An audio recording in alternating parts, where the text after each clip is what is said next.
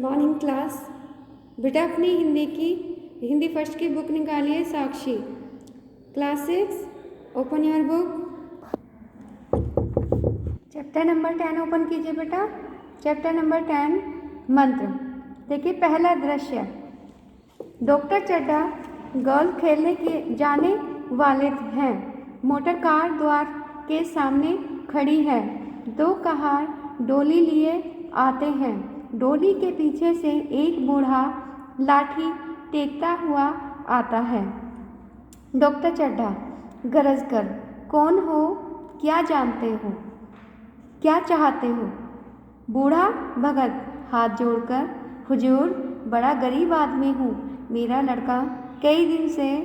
Doctor Chadha कल सवेरे आना, हम इस वक्त मरीजों को नहीं देखते। बूढ़ा भगत गिड़गिड़ाते हुए, दुहाई है सरकार की, लड़का मर जाएगा। हुजूर इसने 4 दिन से आंखें नहीं। डॉक्टर चड्ढा झिड़कते हुए, कह दिया न कल आना। बूढ़ा भगत, हुजूर बस एक नज़र देख लीजिए वरना लड़का हाथ से चला जाएगा, बस यही एक बचा है। डॉक्टर चड्ढा बड़बड़ाते हुए, न जाने कहाँ से आ जाते हैं ऐसे उज्जड़ देहाती, कोई कुछ भी कहे किसी की नहीं सुनेंगे, अपनी ही रट लगाए रहेंगे।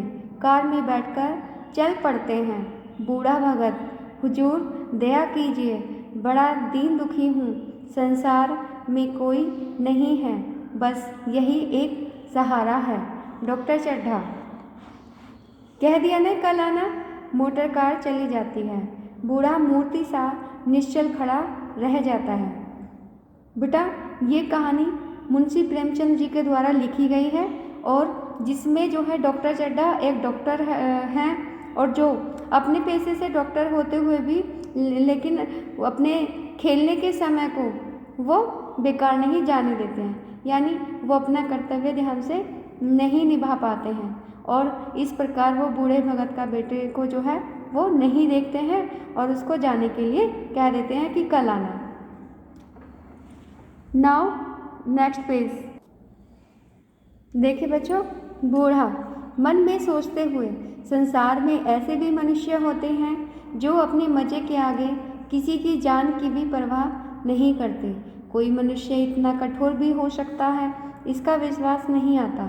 वह पुराने जमाने के उन जीवों में से था जो लगी आग बुझाने, मुर्दे को कंधा देने, किसी के छप्पर को उठाने और किसी की कलह को शांत करने के लिए सदा तैयार रहते हैं।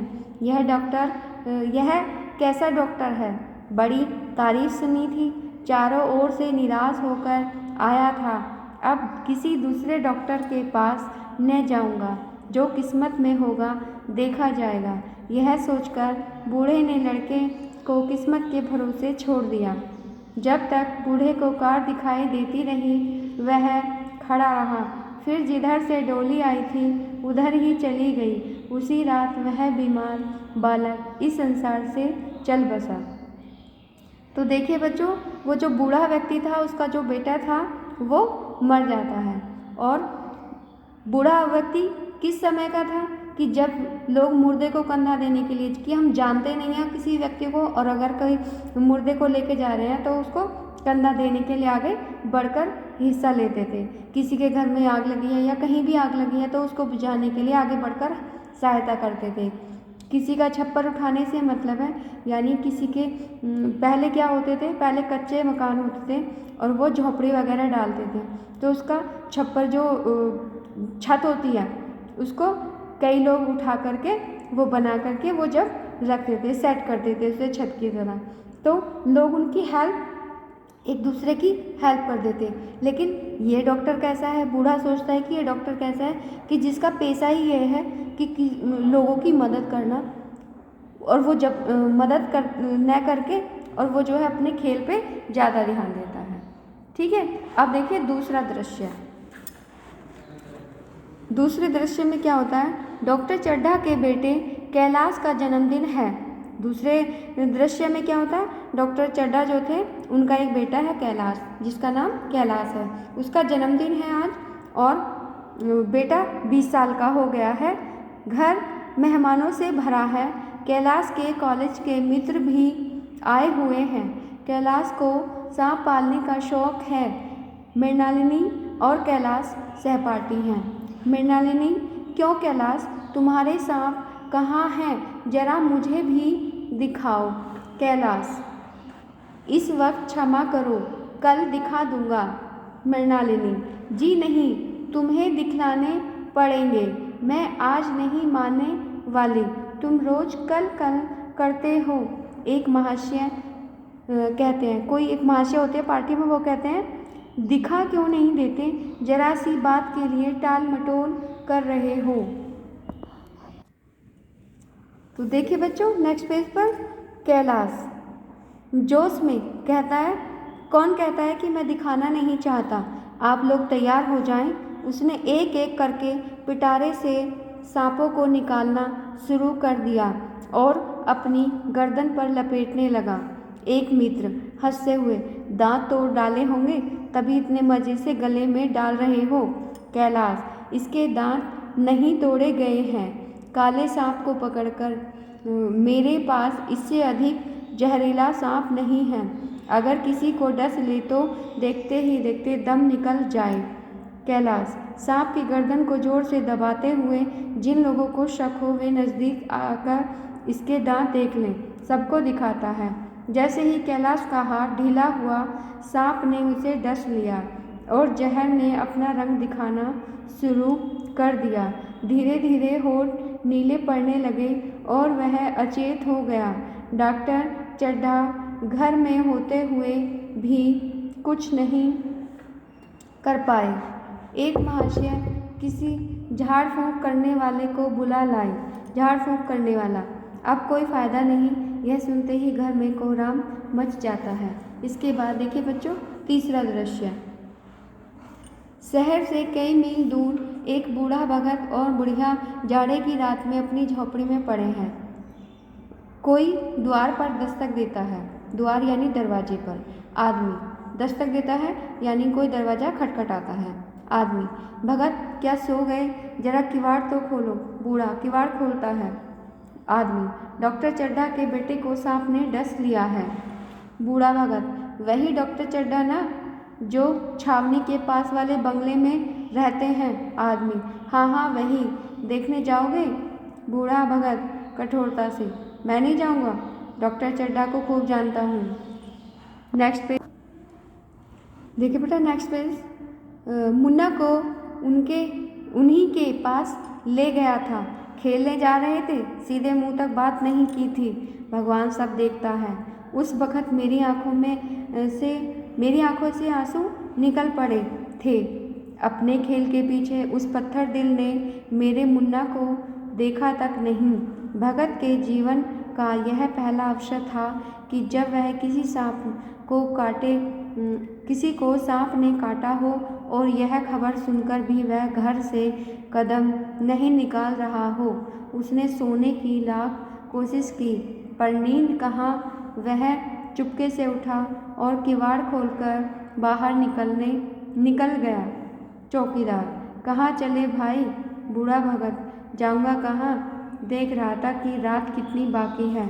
चौकीदार, डॉक्टर चड्ढा के बेटे का हाल तो तुमने सुना ही होगा, क्यों नहीं चले जाते? सुना है बचाने वाले को 10,000 देने का वादा किया है। बूढ़ा भगत, मैं तो नहीं जाऊंगा, चाहे वह 10 लाख भी दे, मुझे लेकर क्या करना है? कल मर जाऊंगा तो फिर कौन भोगने वाला बैठा है? चौकीदार चला जाता है। बूढ़े का दिमाग कहता था मत जाओ, पर अंदर की आवाज़ आगे ठेलती थी यानी उसे आगे भेजने के लिए, उसके डॉक्टर चड्ढा के घर जाने के लिए उसे प्रेरित करती थी। 2 आदमी बातें करते हुए जा रहे थे।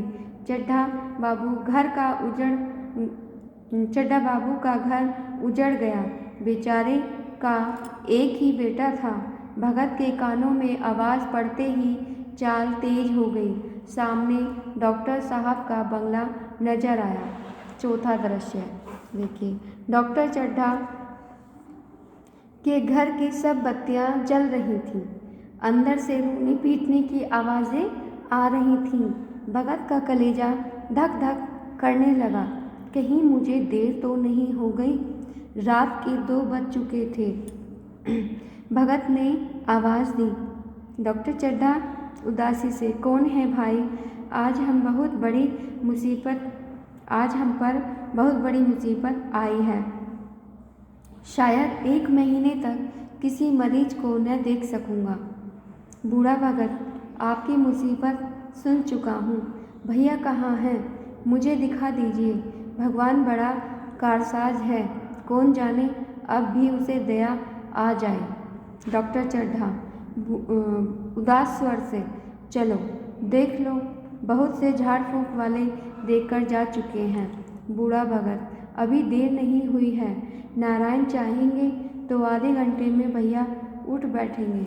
नेक्स्ट पेज देखिए बेटा।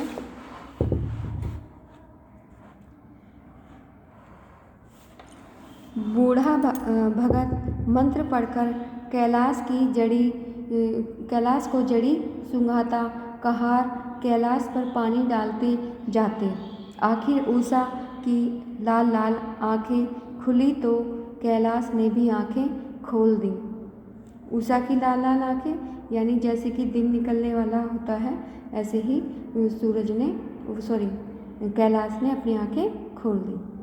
कैलाश की माँ नारायणी दौड़कर भगत के पैरों में गिर पड़ी। डॉक्टर चड्ढा श्रद्धा भाव से भगत का यश गाते फिर रहे थे। भगत की तलाश होने लगी। भगत जा चुका था। डॉक्टर चड्ढा, भगत जी कहाँ गए? नौकर, अभी तो यहीं बैठे चिलम पी रहे थे। हमने तम्बाकू दिया तो नहीं लिया। अपने पास से तम्बाकू निकालकर चिलम भरी थी। अब न जाने कहाँ चले गए। डॉक्टर चड्ढा, बूढ़ा भगत न जाने कहाँ चला गया।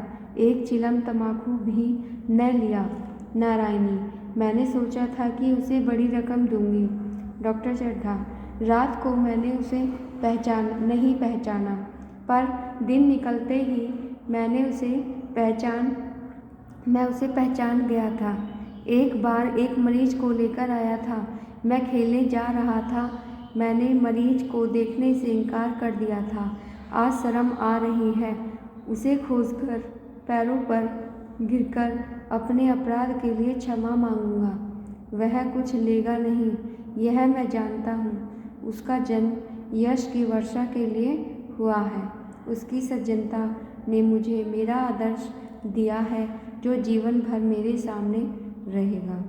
तो इस प्रकार बेटे डॉक्टर चड्ढा को अपनी गलती का एहसास होता है और उन्हें पता चलता है कि हाँ, ये वही बूढ़ा था जिसके बेटे को मैंने नहीं देखा था और जिनका बेटा वो मर चुका था। कि आज उन्हें पछतावा होता है कि शायद मैं उस दिन उस मरीज को देख लेता तो उसका बेटा भी जिंदा होता। ठीक है बेटा, अब देखिए हम इसके डिफ़िकल्ट वर्ड पर निशान लगवाऊंगे। आप लोग पेज नंबर शुरू से निकाल लीजिएगा। पेज नंबर 71 देखिए। पहला गोल्फ,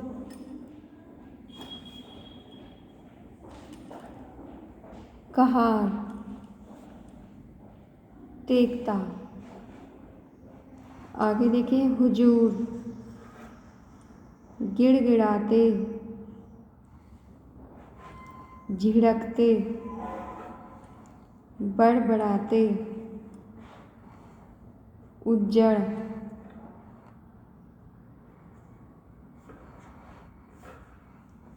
निश्चल।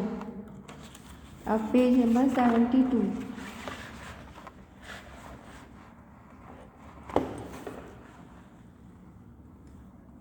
परवाह, छप्पर। अब नीचे आ जाइएगा। सहपाठी, मृणालिनी,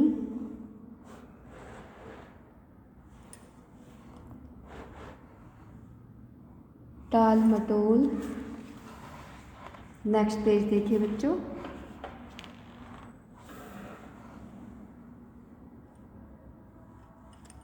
पिटारे, जहरीला, नज़दीक, अचेत। अब देखिए नीचे वाले पैराग्राफ में किवाड़, दस्तक, छावनी। नेक्स्ट पेज ओपन कीजिए बच्चों।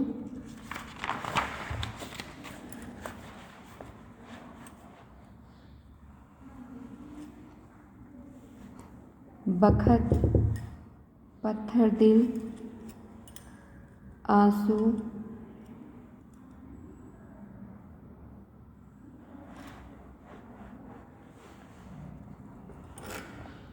चौकीदार, बंगला,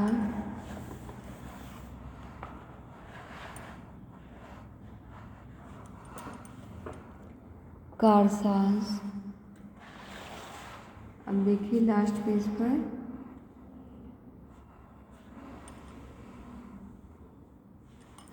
सुंघाता, नारायणी, चिलम, तमाकू,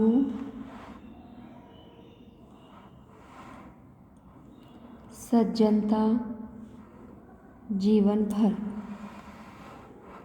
ठीक है बच्चों, अब देखिए इसके शब्द अर्थ। ठीक है, अब नेक्स्ट पेज ओपन कीजिए, पेज नंबर 76।